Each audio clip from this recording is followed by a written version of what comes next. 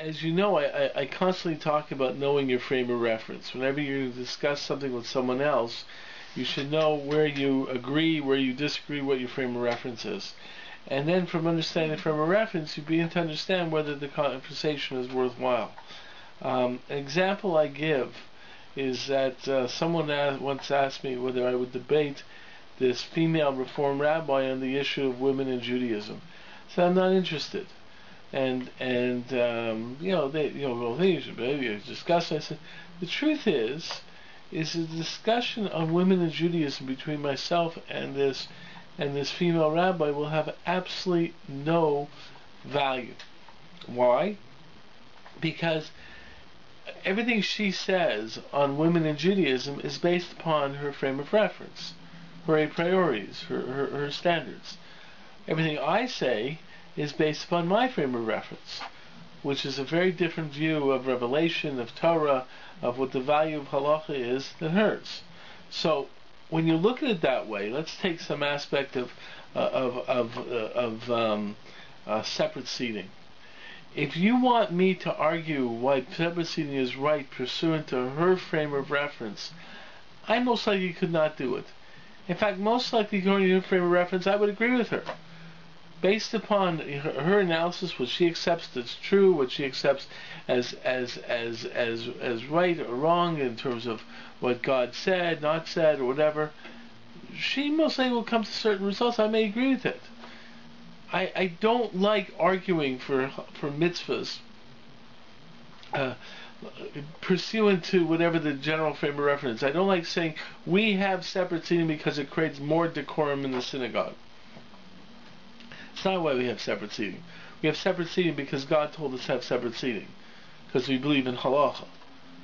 Okay, whether it creates decorum or not in the synagogue, I don't know. The truth is, if you go to conservative synagogues, from what I've heard, there's much more decorum in conservative synagogues than in the Orthodox synagogues. So I'm not willing to state, hey, this is the way it is, in terms of decorum. The point is if I enter into her world and argue that way, basically, that's not the argument, and therefore, therefore, I just take away from my real argument. So in that world, I can't argue. That's not our issue. The issue is not whether there's separate seating or not. The issue is whether God gave the Torah in Sinai or not. In the same way, if she enters into my frame of reference, I don't think she can give an argument against separate seating. She'll look at based upon halachic mechanisms and so forth. It's a conclusion you have to have separate seating. So the fact is, and I've seen this recognized by some people in the sense that really the argument is not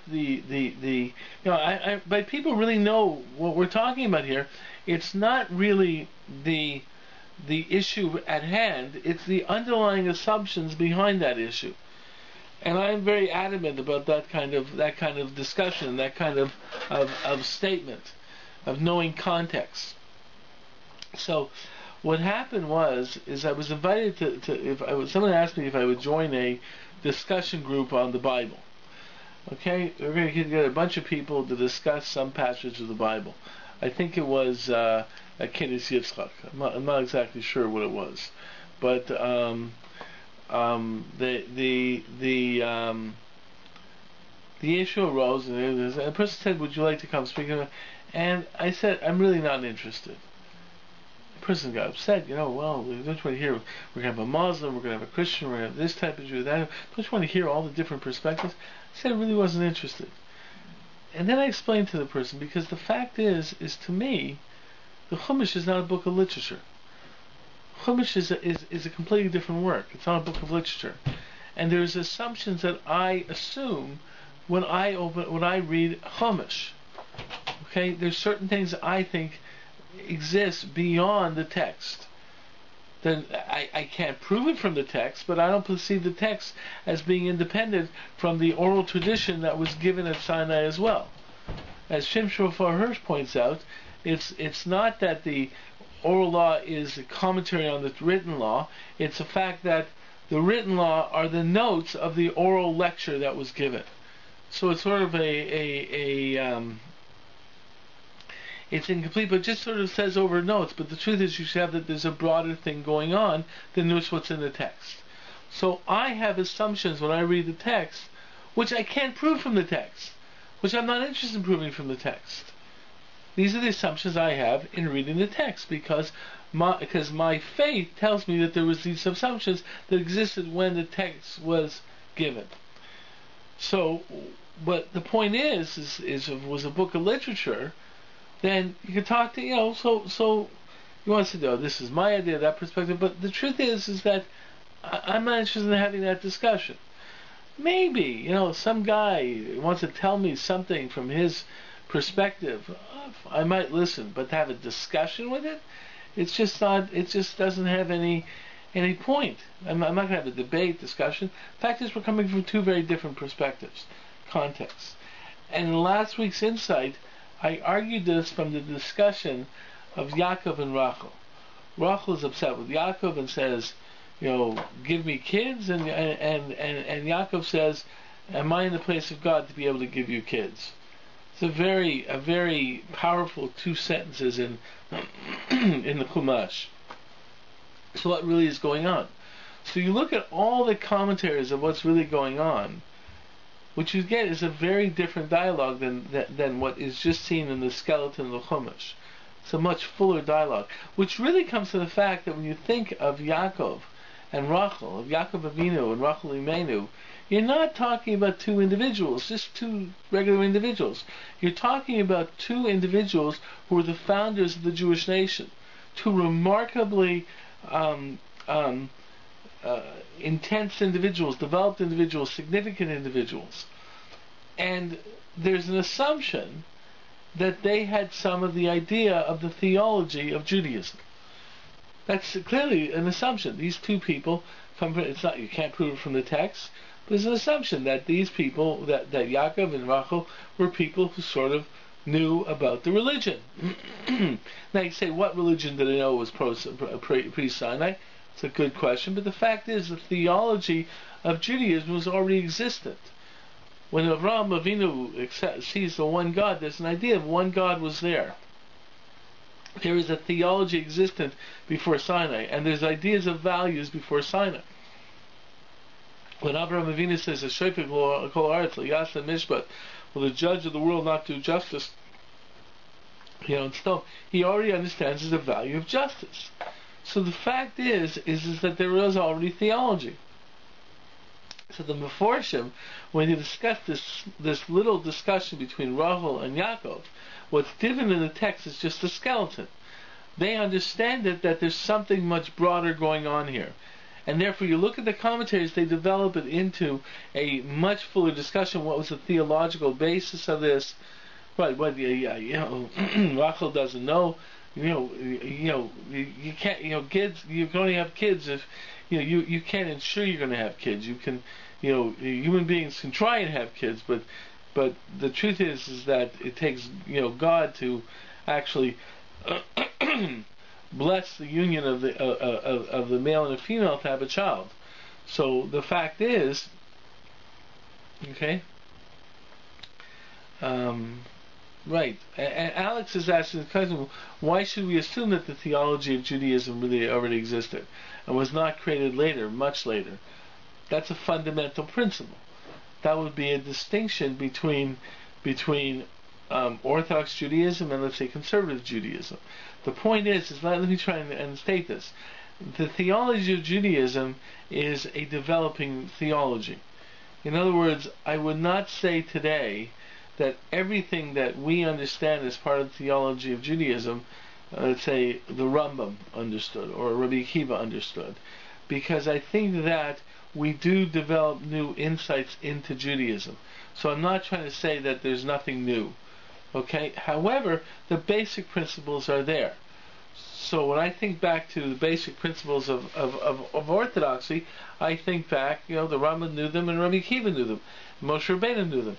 And now I also think that prior to Sinai, basic theological concepts were known by the Avos, were known by the great people before him. They had an idea of God being one. They had an idea of justice. Okay?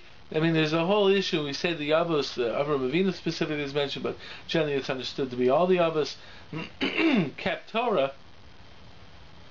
That's an interesting question. What does that mean? Okay, because what does it mean that they ate matzah? What is it on Pesach? What does it mean? Because this doesn't come about too much later, and you're dealing with it. I mean, there's that classic, sort of like challenge. If they all knew Torah, why did Yaakov ever go down to Egypt? He should have known in the Torah that they were going to be slaves or whatever. I mean, there's always that question. But the fact is, and there's always questions. You have many cases in the Chumash where the Avos don't follow the exact Torah. It's always a question. How could Yaakov marry Rachel and Leah? Right, there were two sisters, and the Torah says you can't marry two sisters. So then there's two reasons. But the fact is I'm not really talking about the details. Sinai is when the details were given over. Obviously, the commands of Sinai, maybe theology, but the commands of Sinai are initiated at Sinai. Maybe there was knowledge before, whatever, but that's not the point. It wasn't a concept of the same type command at Sinai. However, there are certain theological concepts that were there. Maybe some of these concepts developed later, but there are basic theological concepts. I would think that the founders of the religion, Avraham, Yitzchak, and Yaakov, these individuals who represent godliness, had some idea of the theology of Judaism, using the term Judaism to represent the theology that they held to be truth. Okay? So that's my assumption. But the fact is therefore, let's say in Yaakov and Rachel, there's an interesting argument. What really is the starting point? So Rashi says that God desired. Why were the imahot akara? Why were they barren? Because God. Why did not have children? Because God desires the prayers of tzaddikim, desires the prayers of the righteous, and therefore He gives them a hard time, so they'll turn to Him in prayer. It's a very interesting concept. Okay, what do you mean God gives them a hard time to turn them in prayer? I mean, what does that mean? But just taking that idea that negative things happen because they're trying to drive you to. It's a sort of push to get you to pray. So this seems to be what Rachel's argument to Yaakov was. Listen, pray. You should pray for me, the same way that your father prayed for his wife Rivka. Yitzchak prayed for Rivka. You should pray for me, and I think that, let's face it, God wants to hear the prayers of a tzaddik. You're a tzaddik. You should pray, and I think that the reason I'm still barren is because you're just not doing your what should be expected of you, to pray for me as your wife, to have children, and the response to that is Yaakov saying, wait a second. Okay, and a whole variety of different answers. Wait a second, I am praying. Just because I pray doesn't mean that God's going to answer. Okay? Now, you look at that kind of statement, that's what I mean by theology, is that there's a certain theological concept. Now, because these statements weren't made till the Gemara, much later on, does that mean these were the way the statements originated? Statements that are only written for the first time in the Gemara, does that mean those ideas weren't known beforehand? This is the kind of idea that I would think would be part and parcel of individuals who are giants of this theology, the founders of this theology. So the point is, I would think that Yaakov would understand the value of prayer. Rachel would understand the value of prayer, asking this question. Now, there's a lot of depth on these issues of back and forth and so forth, but I would think that on theological basis we can have a certain assumption that these individuals had some type of sophisticated understanding of that which they were believing in, as in terms of truly understanding godliness. Now, is that somewhat radical in a certain way? Yes. I don't think that Reform Jews would hold that. I think that if you look from a secular perspective, you would not see these people as being sophisticated theologians. That you would see them in much, and that's why if you read, let's say, secular studies about how Judaism developed and even their understanding of the figures who introduced the one God in, they always understand it to be much more simplistic back then. Hey, that's something we don't say. But that fact is that's really an assumption from orthodoxy. I have a certain way of looking at the Avos. And therefore, if I'm going to have a discussion about what happened between Yaakov and Rachel and so forth, right? This person will be looking at it from the text, and I'll be giving an answer where the person will just respond to me. I'm talking about the non-Orthodox person will respond to me and say, where do you see that in the text? And my answer would be, I don't care. I don't see it from the text. I understand it from outside the text and reading it into the text, which I believe I can do because I believe that which was given me outside the text was included in the perception of how to read the text. So already it's so different. In other words, if you see that the starting point is the text, and then everything has to develop from the text, that's one thing. But if you believe that there's a starting point outside the text, and actually you read the text in line with this other starting point outside the text, okay, then it's a very different perspective. Okay, so Alex is responding, not necessarily more simplistic, but the given evidence presents a profound change in theology over a long period of time. And the truth is, there is. You're right, Alex. There is changes in theology. There's movement in theology. Okay, in certain ideas. We have different perceptions and so forth and so forth. But the fact is I still think there is a connection, and somehow we're dealing with much more sophisticated individuals. In other words, what I'm saying is, you say not necessarily more simplistic.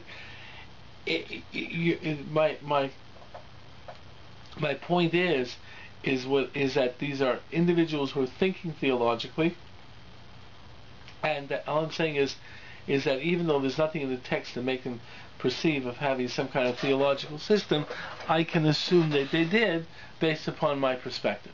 Can I prove it from the text? Oh, no. That's my whole point. I can't prove it from the text. That's an issue in you can't prove it. But the point is that that's the way I read the text. Now there may be some other argument of why I accept this perception.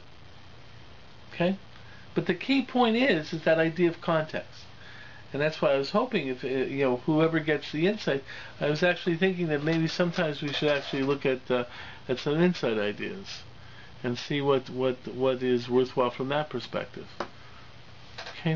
Okay. So that's just an idea, something from context, understand what the differences are, and even in asking those questions of how it moves or back and forth, even the historical questions that that Alex is asking, or Alex mentions, this is part of the whole issue involved. It's much more worthwhile, rather than have a conversation about the text per se, to have conversations about how you look at the text. Okay. Anyway, so that's something to look at. Okay. Anyway, so that was my idea. I thought I'd start just by mentioning this, the insights, and those people who get insights, you should know that if you look at it before Tuesday night, you have a question for the insight, we can discuss it here on Tuesday nights. If you're receiving insights, and those people who are not receiving insights, there's a place to sign up on the website. Okay, it's there's a place join over here. You see I'm highlighting it, and you can join and sign up on our email list and get the insights. But I did say, and we did mention this last time, that maybe it would be a good idea to look at 2 articles on the website, and perhaps maybe I can assign them or show people or mention them to you guys, and then maybe in the upcoming weeks we can discuss them. So the truth is, I have one article that sort of came to mind right away. Okay, and I'm going to it right now. Okay.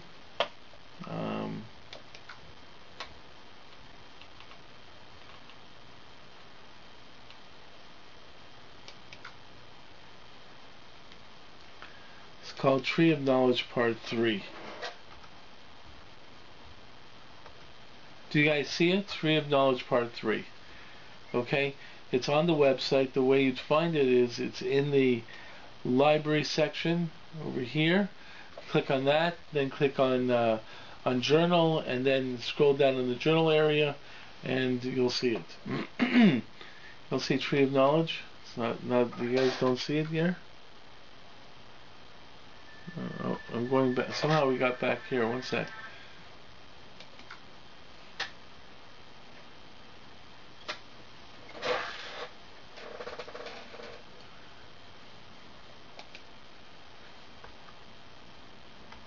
You guys see this? It's the Nishma Library of Torah Articles. You press Library, you get this page. You guys see that one? You see that one? I guess I should describe it for the people watching on KosherTube. You go to the Nishma website, www.nishma.org, okay?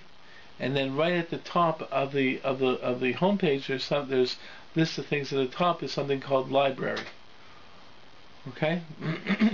Click on Library, and you'll get a page called, it's basically the index page of Nishma's library, okay, of Torah articles.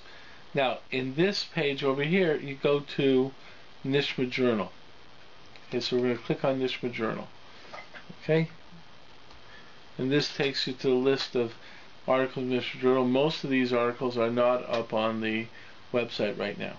Right? Okay, but you see this index of Nishma Journal? You guys see this now? Hello?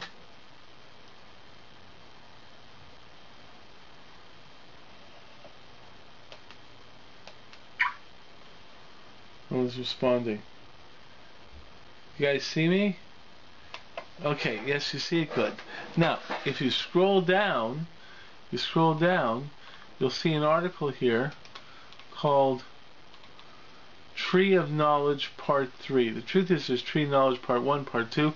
They're not up on the website, but there's something called Tree of Knowledge Part 3. And you can read it independently without reading Part 1 and Part 2.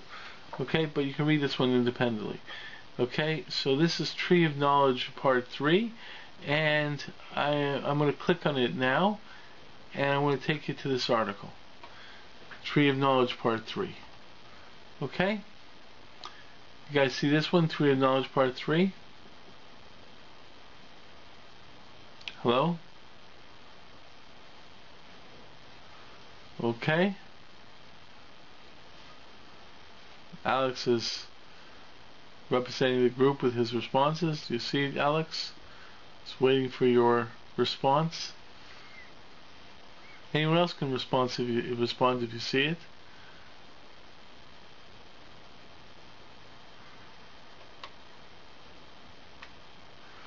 Oh, do not change anything on your side when you do.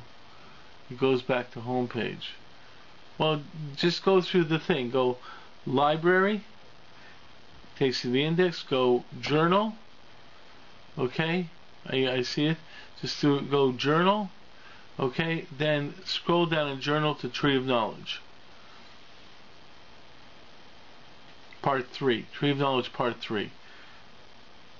Okay? Now, this is of course the story of the Tree of Knowledge of Good and Evil, and it's a you know, somewhat of a, I don't know, has a few pages to this article. So I didn't want it just to give you 1 week to read through this. It's better if you can read through it a little bit slowly and with you have look up some of the Chumash sources or stuff like that, and you guys hear me?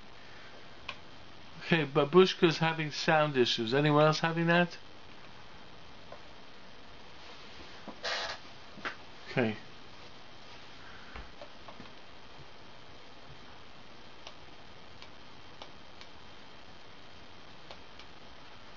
Good here. Okay, so okay,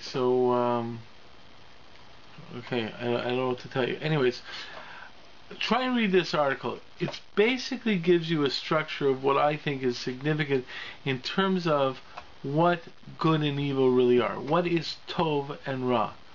I think it's very different the way most people look at Tov and Ra.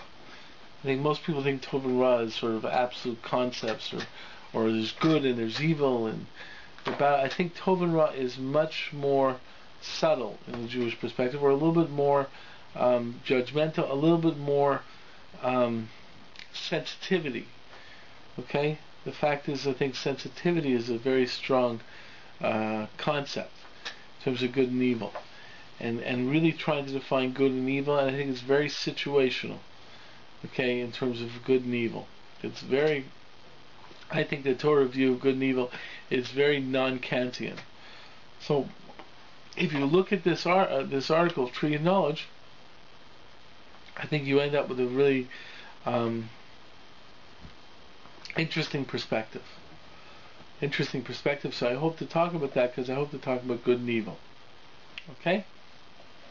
So that's an article for you to put away for a few weeks or whatever it is, start reading through it and so forth, and we're going to get back to it in a few weeks. But this is an article I'm not just going to give you 1 week to read. But there's another article. It's a much shorter article, which I want to show you, and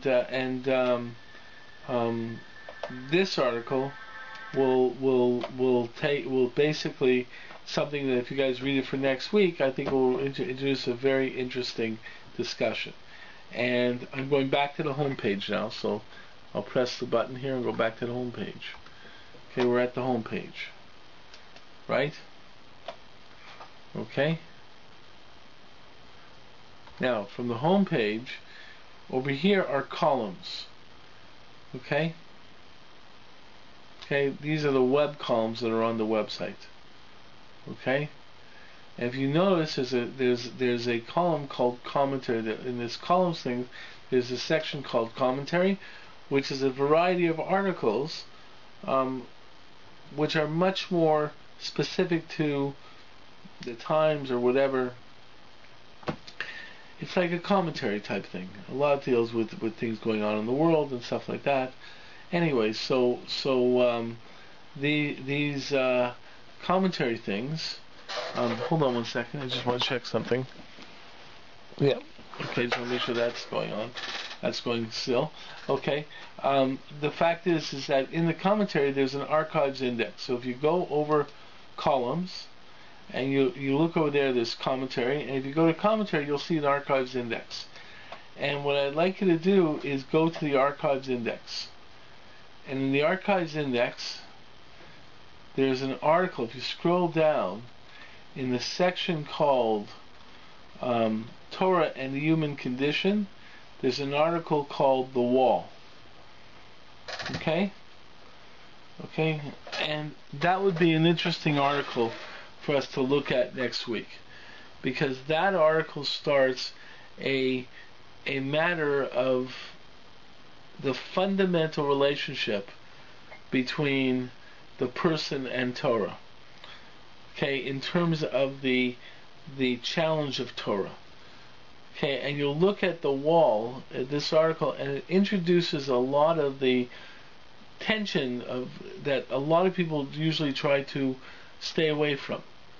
Some aspects of tension, or the word tension has negative connotations, but the aspect of the challenge of the human existence. In other words, Torah is almost like a boiling ship. It's supposed to cause a little movement in the human being. And that movement comes from challenge. Okay? And The Wall discusses how a person relates to Torah and connects to Torah, and then how a person, what happens when a person confronts Torah concepts that they have difficulty with. Okay? And that's what that's about. So if you guys want to look at that article for next week, The Wall, then that could be a good place to start next week's discussion. Okay. So there's 2 articles I've thrown out to you guys, and that's it. Okay? So that's for the future. Okay? 2 articles. The Wall will be on for next week. Okay. Now, I mentioned the aspect context and so forth. That was something I wanted to do tonight, just to decide. Now, let's see if something else is on anyone's mind. First of all, is anything, going back to the question I usually ask at the beginning of this year, anyone have something on their mind that they want to discuss? Anyone? No? Nothing is on anyone's mind. Oh, Alex has something coming up. Okay? Just want to know if anyone has something on mind. Okay. Alex, that's Alex's topic is sex education and appropriateness, which we said we would do a little while back. Yeah, it's a topic we planned to discuss a while back. I think we may need more time to discuss it, but okay, we can do something in that regard. Okay, it's interesting because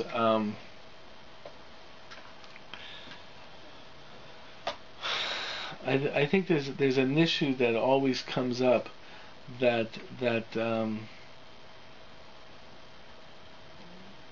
I think it's a very significant issue that most people don't deal with, and that may be the starting point, okay, of any discussion of sex education and so forth.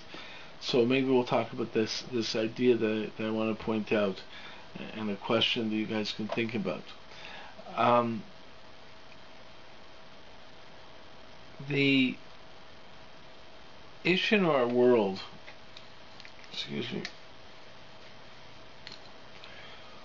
when we talk about sex, is really an issue it's really based on the question of how sex relates to love. You know? It's a very interesting idea that Freud said. And I saw it once when I was looking at the last book that Freud wrote, which I forget the name of it. But Freud developed the whole idea of eros in the sense of the starting drive. You know, everyone talks about Freud and he was hung up with sex and so forth and so forth. The fact is Freud, before he, his last book says, people didn't really understand what I was talking about. He said, through my investigations and so forth and so forth, this drive is actually really very similar to the mystical drives of bonding. Very interesting idea. Of course, Freud was an atheist, but he said he found that it was very similar to a drive that really could be compared to the mystical drives of bonding. See, if you really think about it, what was the connection of sexuality? Yes, Alex, bonding. Cheryl, bonding. If you think back to the perception of sexuality had something to do with connecting with another person, right? I mean, you look at it in terms of Adam and Chava. It says, Davak be'ishto, v'ita kebasar echad. You shall attach yourself to your wife and become one body. The truth of the matter is through sexuality, you bond with another person. You attach two bodies joined together through sexuality. And the fact is mystics talk about this in terms of the bonding between souls. In the sense, when you talk about love, you're talking about a connection of bonding. Now, the truth is this is the reason that you talk in terms of romantic love is used as a backdrop for the heavy mystical concepts that are found in Shir HaShirim, in Song of Songs. Because in a certain way, the human drive, the human sexual drive, is a drive to connect. It is a drive that drives people together. Now, Freud saw this towards the end of his life. It's not just about sex in the most narrow way, the most base way. It's about the fact that we are driven to connect. We are driven to create relationships on many, many different levels. human beings cannot live in a vacuum. We don't live in a vacuum. Whether we need people to help us on this level, that level, or we need to relate to society, we need to relate to our environment, human beings need to relate to others. Okay? No, the fact is that Alex says, but that is certainly not true of many men, is it? I know. I don't know who can live as an island. I mean, Simon and Garfunkel's famous song, "I Am a Rock." How many people really are rocks? How many people can go off to some desert island and say, "I can be alone"? Okay? Or even more than that, how can a person live in a total vacuum? On the most base level, we have to relate to our environment. We have to breathe. We need to eat. There's an interesting question in halacha. It's a very interesting question in halacha. There's a difference between what's called passive euthanasia and active euthanasia. Active euthanasia is clearly usur. You cannot do active euthanasia. You cannot do something to hasten someone's death. But passive euthanasia is another issue. The Ramah says that it basically implies that passive euthanasia can actually be a mitzvah. If you know someone who's suffering, okay, and you don't do anything, if you just are passive, you can hurry up that person's death. Would that be permitted? The classic example of this in the Ramah is passive euthanasia is if you're doing something that is basically prolonging some. In other words, it's not something you're not. If you do something to shorten someone's life, to cause someone to stop living, that's usur. That's active euthanasia. But if it's something that you're doing is prolonging someone's life, and all you do by stop doing this act is basically stop prolonging someone's life, then that's permitted. The classic example in the Ramah is what happens if someone is chopping wood, and there's this person who's a ghost, he's in terrible pain and he's ready to die, but through the chopping of this wood, the rhythm of the chopping of the wood keeps someone alive. So the Ramah says, you go tell the person to stop chopping wood. That's not hastening someone's death. That's basically taking away that which is prolonging someone's life. Okay? So that's it. Okay, but what it comes down to is passive euthanasia comes down to let's say, extraordinary measures. Question is, do you do extraordinary measures to keep someone alive who is just suffering? Okay? Because because you're not actively, causing the person to die. You're basically saying, listen, I'm not going to stop the process. The person is dying. I'm not just going to prolong his living in this situation through my action. Okay. So that basically says because the human being's involved in life. So therefore, you can't do something to stop him. But if you have something in the environment that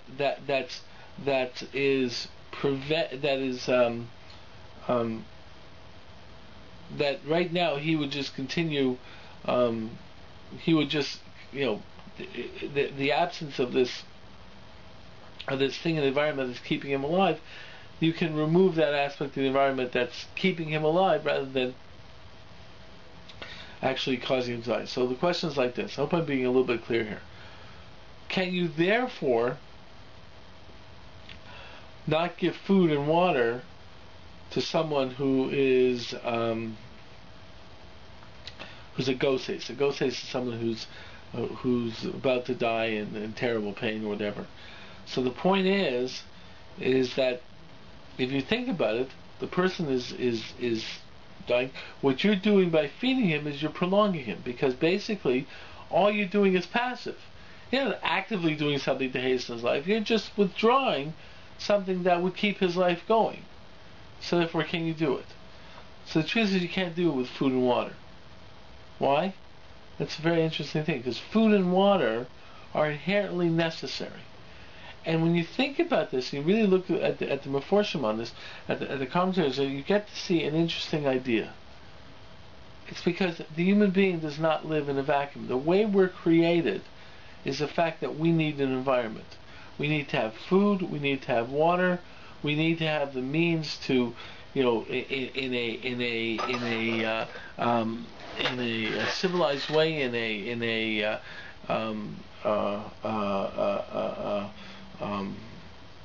correct way. We have to have the ability to allow our waste to come out, and so forth and so forth. You can't live just by yourself. You have to have an environment in a certain way in order to live. We connect to the environment. So the point is we need food, we need water, we need a place to put our waste. We have to connect. The fact is once you understand that human beings basically live within a greater connection. And the point is, in a certain level, this aspect of connecting is an aspect of something that bonds us to the world. So the fact is if you look at it in terms of issues like love is a form of bonding. When you say you shall love God, basically it starts with recognizing that you are bonded to God. Right? It's not just the emotion of love, it's the recognition that you are bonded. You are connected to God. Therefore, recognize this connection. And love is a way of telling you that you're connected to other people. So in a certain way, we're a nation. You talk about, and so much of Jewish thought deals with connection to others, connection in nation, or connection in community. But the fact is, in terms of how we connect out, and so forth and so forth. And a very specific form of that connecting is the connection of husband and wife, which is a sexual connection. And the sexual drive is really a drive to create, a drive to connect and create. From this union of the connection, you create new life. But the point is you are connecting. The relationship between sexuality and love is something that a lot of people, don't really want to look at. We take it so for granted. In so many ways, people talk about love and sex. I love that person. Sex is making love, whatever. But the fact is what does it mean? Why is it that sexual attraction is connected to this love that forms the basic bonding of the human family? If you really think about it, it's a very fascinating question.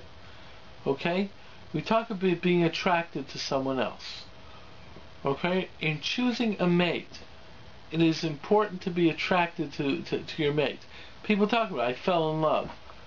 Well, something about that falling in love seems to have something to do with the physical attraction between the two people.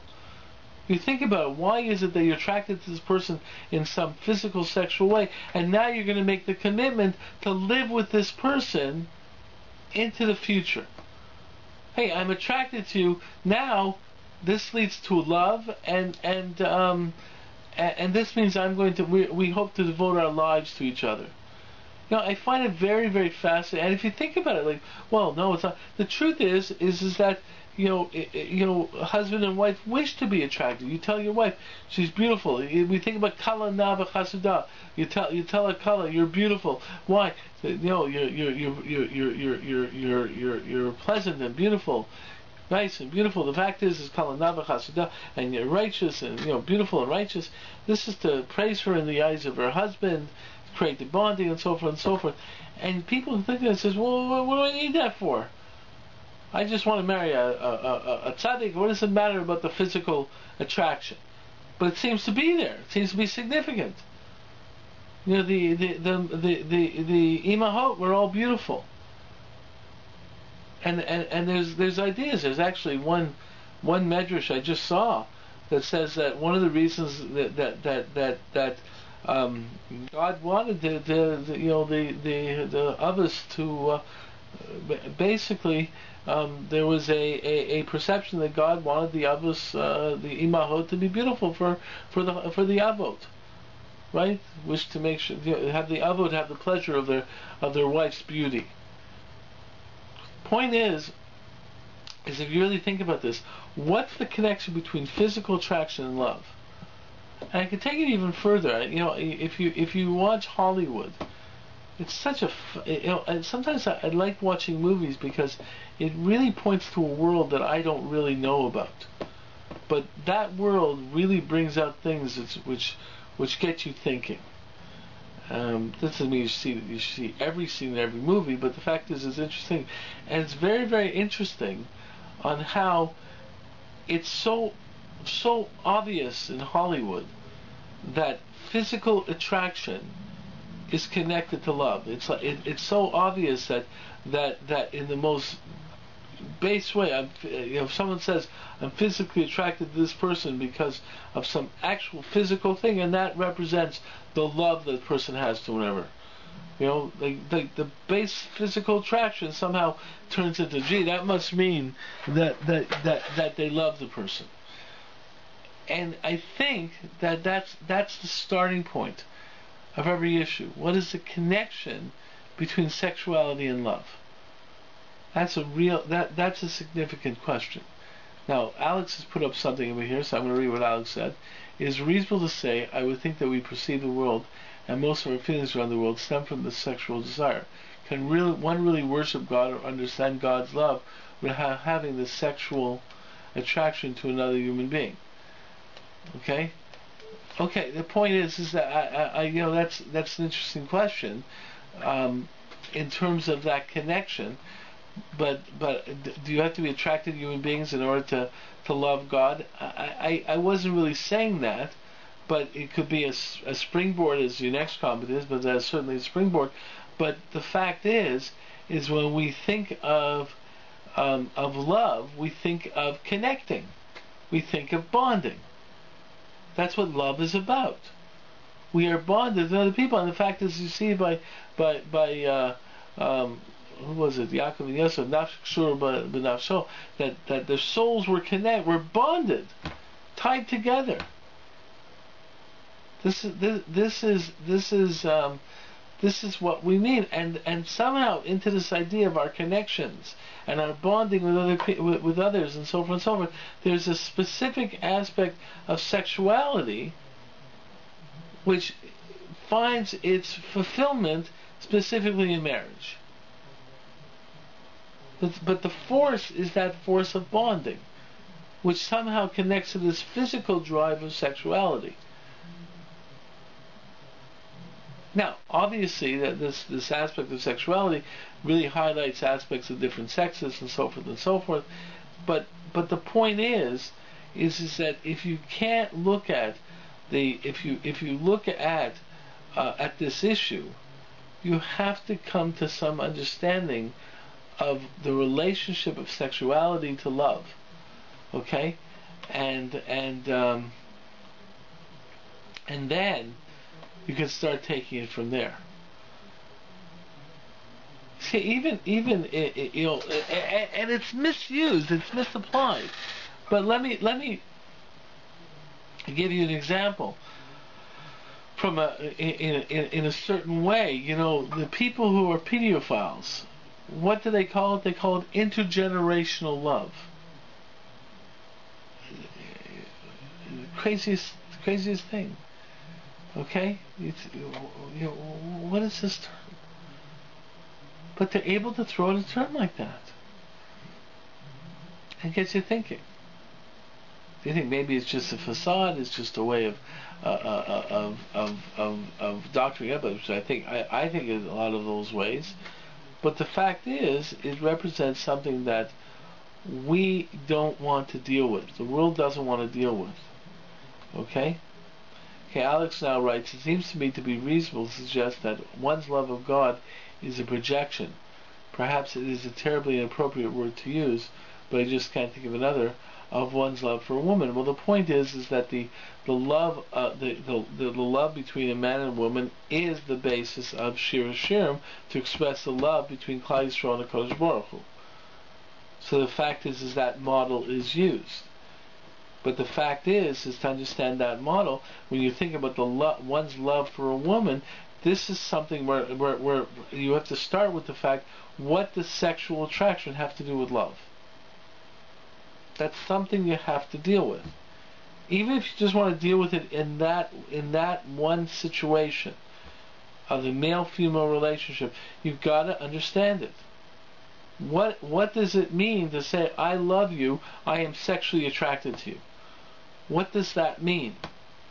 Okay? Right. Alex says, for that one has to define what is meant by love. That's exactly it. And then one has to take it back into understanding aspects of sexuality. Now, does this mean that there's no other aspects of sexuality? The Rabbi WEBSHIUR makes a very interesting point. And he makes a point in his book on Adam and Chava. It's a book that just recently came out from his writings, but he makes a very interesting point. He says what really happened with Adam and Chava is, or what the problem is that there's one thing to have the correct drive, and then from the focus of the correct drive, which is really motivating you to act, to recognize that there's pleasures associated with it. So if you are driven to do A, and A is also pleasurable, that's great. He says that's the way HaKadosh Baruch Hu created a lot of world. Let's give an example from eating.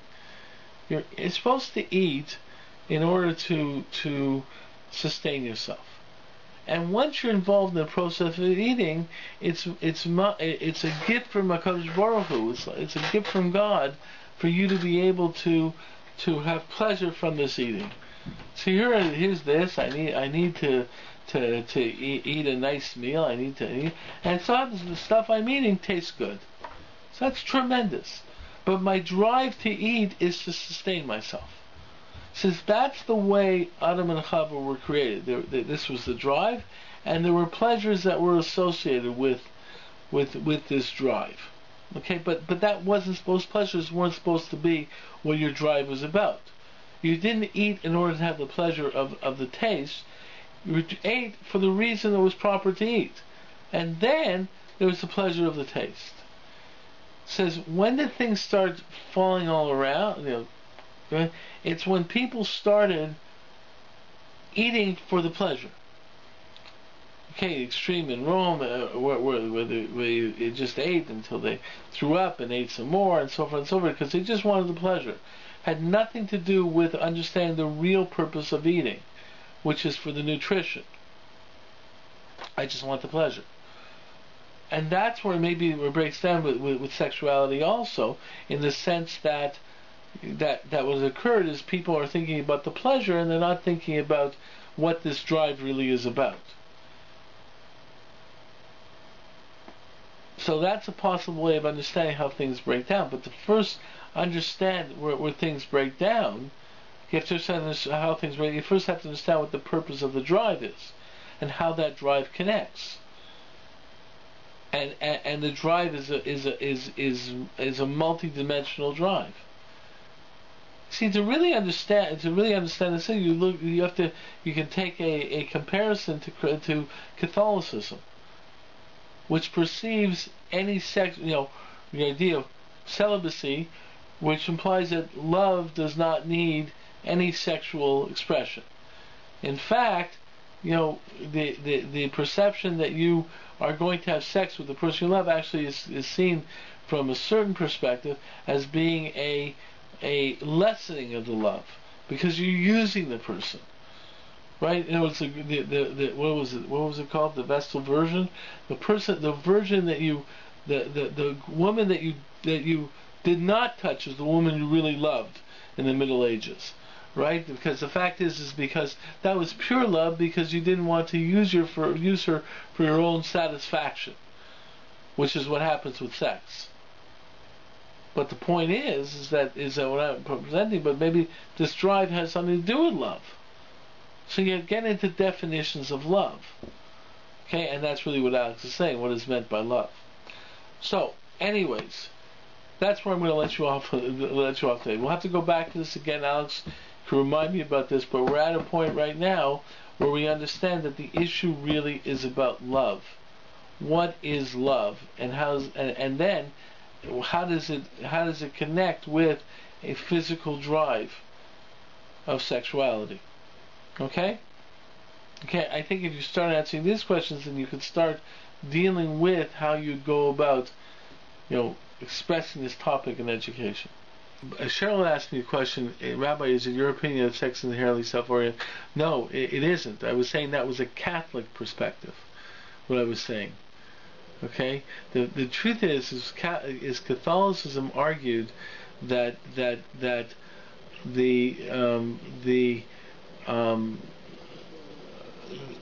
true love was the person, the woman you truly love was a woman you didn't touch, because when you satisfied your sexual drive through this woman, you were really it wasn't love, it was doing something for yourself, which really gives a certain definition of love from their perspective. When we think in terms of love, and the fact that there is a drive and there is satisfaction through the one you love, it's a very different definition of love.